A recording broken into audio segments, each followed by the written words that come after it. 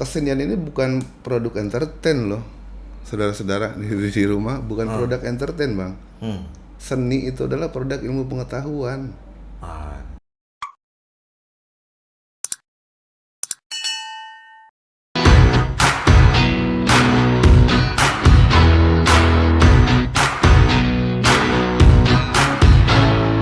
Kita Indonesia merah putih sama. Ini rumah kita bikin nyaman saja. Ini Indonesia tumpah darah kita. Merah putih sama bikin senang saja.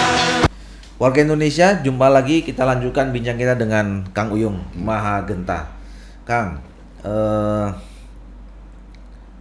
message apa sebetulnya yang ingin Kang Uyung dan Mahagenta sampaikan dengan terus mempertahankan sampai 25 tahun ya, dilakukan secara mandiri, bahkan baru 2-3 tahun terakhir ini punya perhatian dari pihak eksternal gitu kan. Iya. Ya, kok kuat gitu loh, iya kan? Setelah 23 tahun. Setelah kemudian. 23 tahun. Apa tuh Kang? Ya, secara kompartemen saya nih, maksudnya secara aransemen ya, musik tradisional itu punya aura seperti yang saya sampaikan di depan tadi, bahwa dia bisa menjadi karya musik yang luar biasa gitu. Dan itu kami buktikan di beberapa pementasan.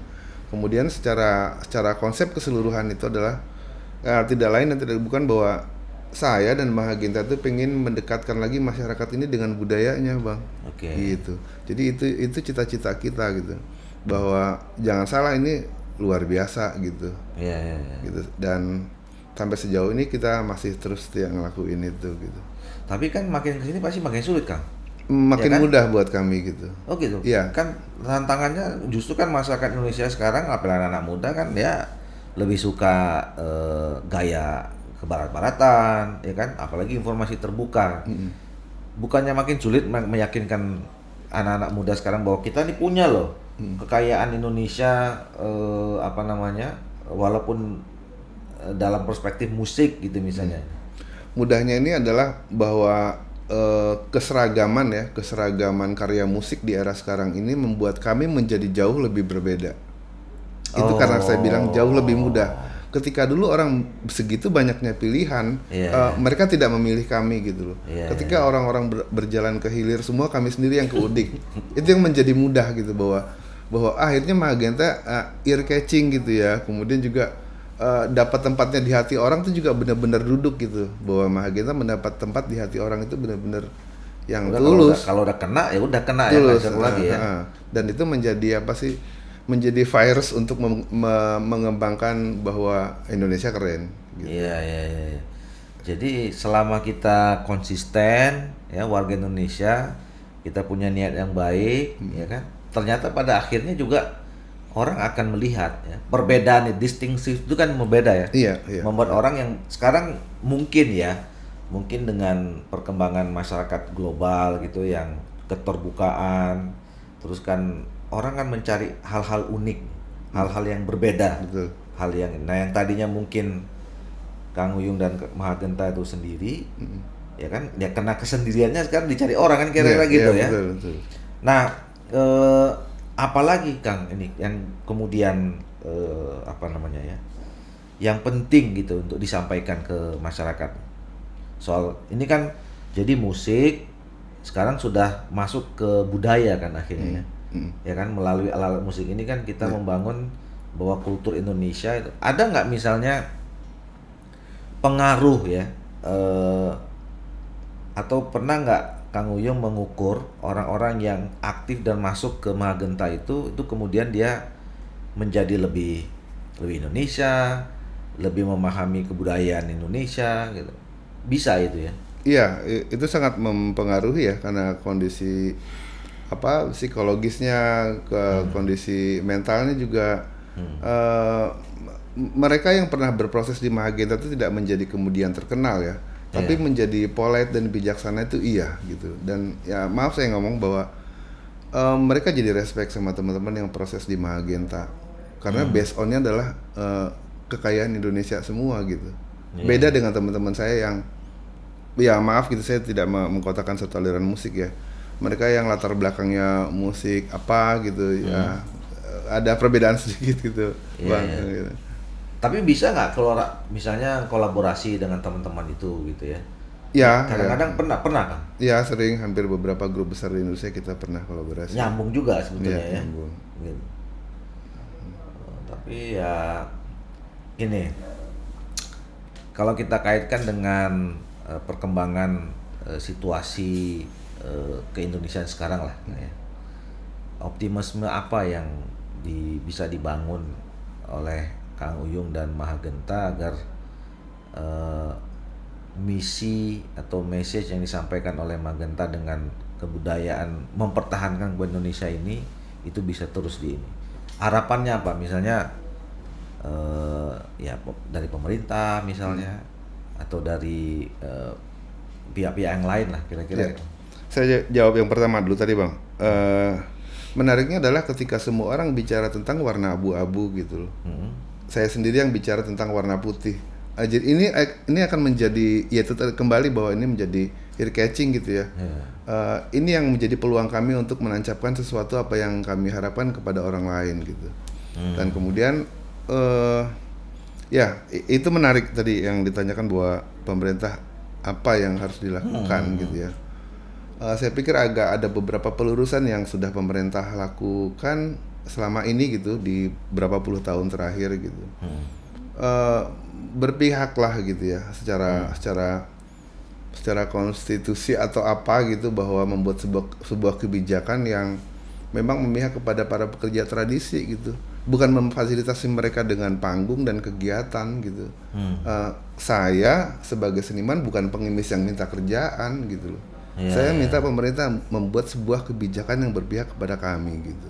Contohnya, buatlah satu peraturan di mana suatu tempat di Jakarta ini katakan wajib menyelenggarakan pertunjukan tradisional. Itu aja cukup. Bikin kan peraturannya nggak susah, cukup tanda tangan dan stempel gitu. Bukan kerjaan yang kita butuhin gitu. Bukan panggung, bukan dibikinin album, saya nggak pengen itu. Gitu. Ada ruang dan space lah gitu ya. Bagaimana supaya teman-teman seniman ini bisa berekspresi menyampaikan ini itu ya betul ya. Dan juga pemerintah juga harus tahu ya bahwa kesenian ini bukan produk entertain loh, saudara-saudara di rumah, bukan produk entertain, Bang. Seni itu adalah produk ilmu pengetahuan.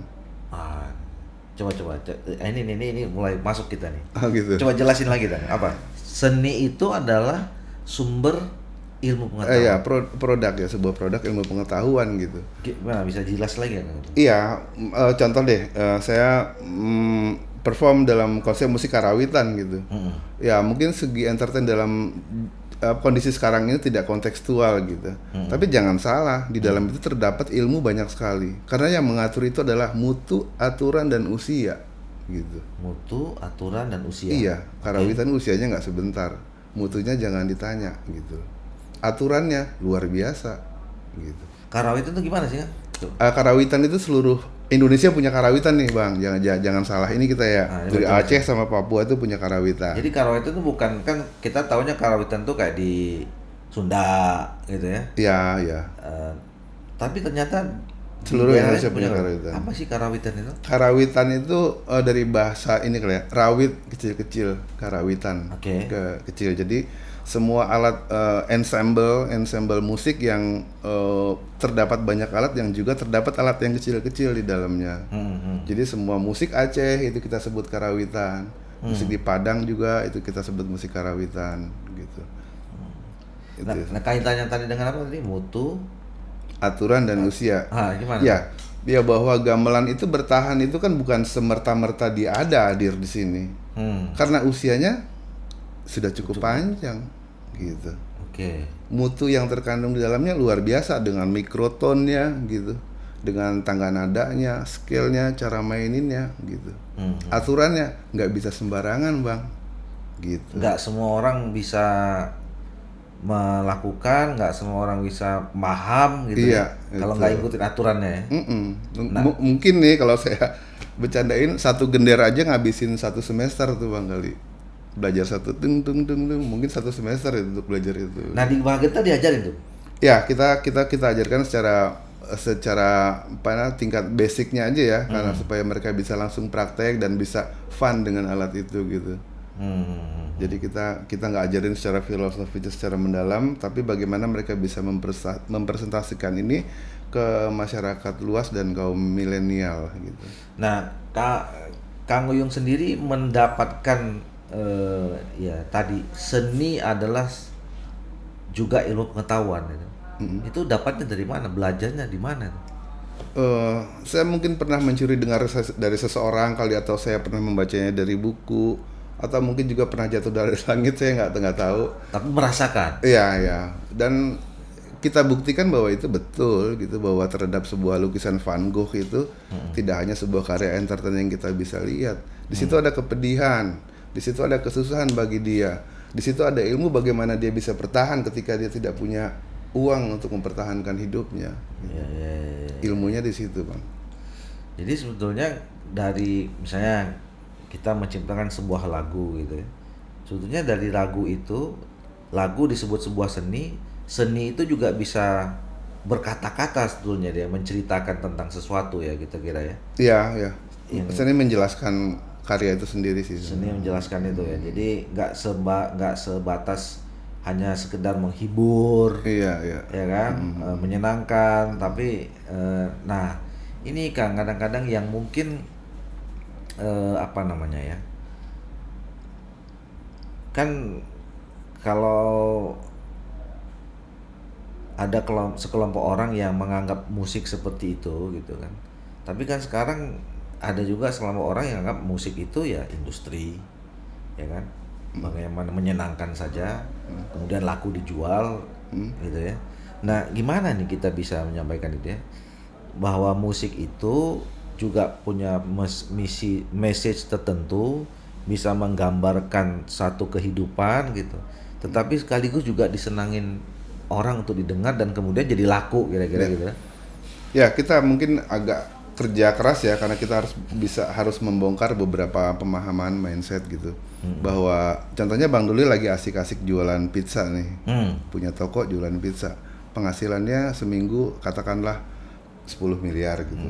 Kemudian saya datang dengan nawarin, "Bang, jualan gado-gado nih." Bang Doli belum tentu mau gitu. Karena apa? Bang Doli sedang berasik masuk gitu loh. Ya, bisnis dengan jualan pizza 10 miliar gitu.